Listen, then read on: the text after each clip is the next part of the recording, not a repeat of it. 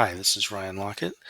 I'm going to be reviewing episode 732 of How I Built This with Guy Raz. The episode is an advice line where entrepreneurs call in and ask advice for scaling strategies of their business.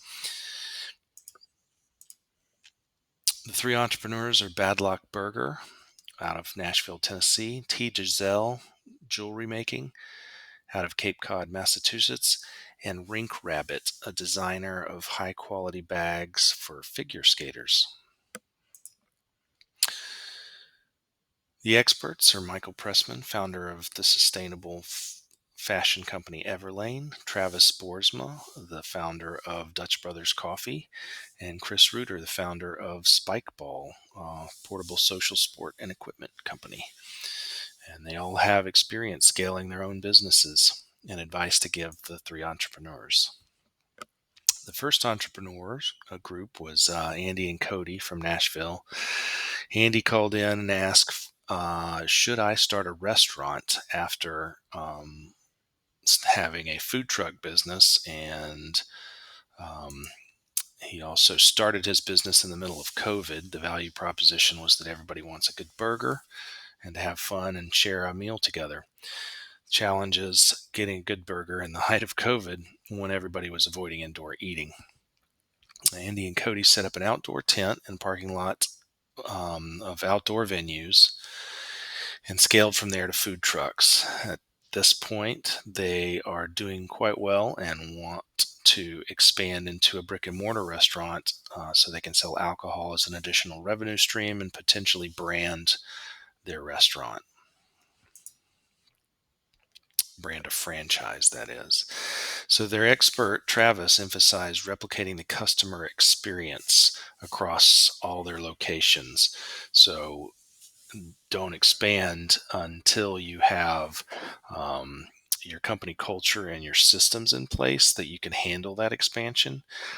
You've really got to build those systems to be repeatable, and you have to train people in your operations and your culture.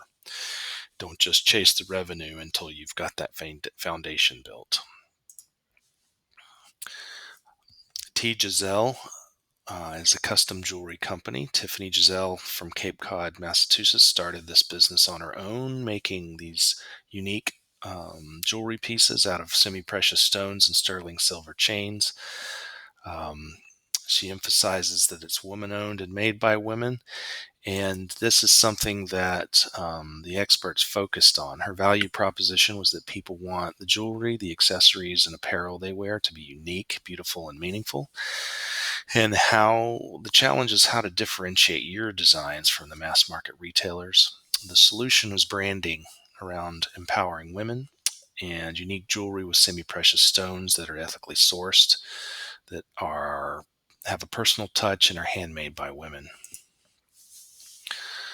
The advice she got from the expert to scaling was he recommended showcasing the transparent pricing, as in what it cost her for those semi-precious stones and the difference between the ethically sourced product, and to include that as a part of a strong brand narrative for when you approach potential buyers.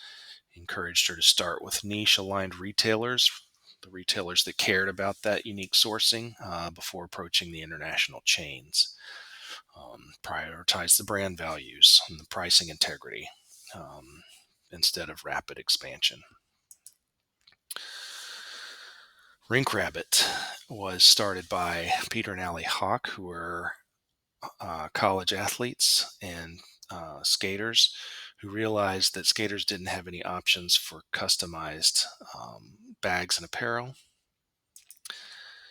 Their value proposition was that athletes want that apparel tailored to their sport. The challenge was figure skaters is niche, so they don't have a lot of options for it. And the solution was tailored specialty bags that stored skates and could withstand exposure to ice, and convenient enough to sit on the edge of an ice rink where they don't have to get off the ice to access their stuff. Their expert advice from Chris Reuter was testing small market demand, for example, tournaments and regional clubs before a global launch. And if they can build community via partnerships with coaches and teams, when those coaches and teams go off to international competitions, having created authentic engagement with them means they're going to show off your product at these venues. He wanted a grassroots approach to it.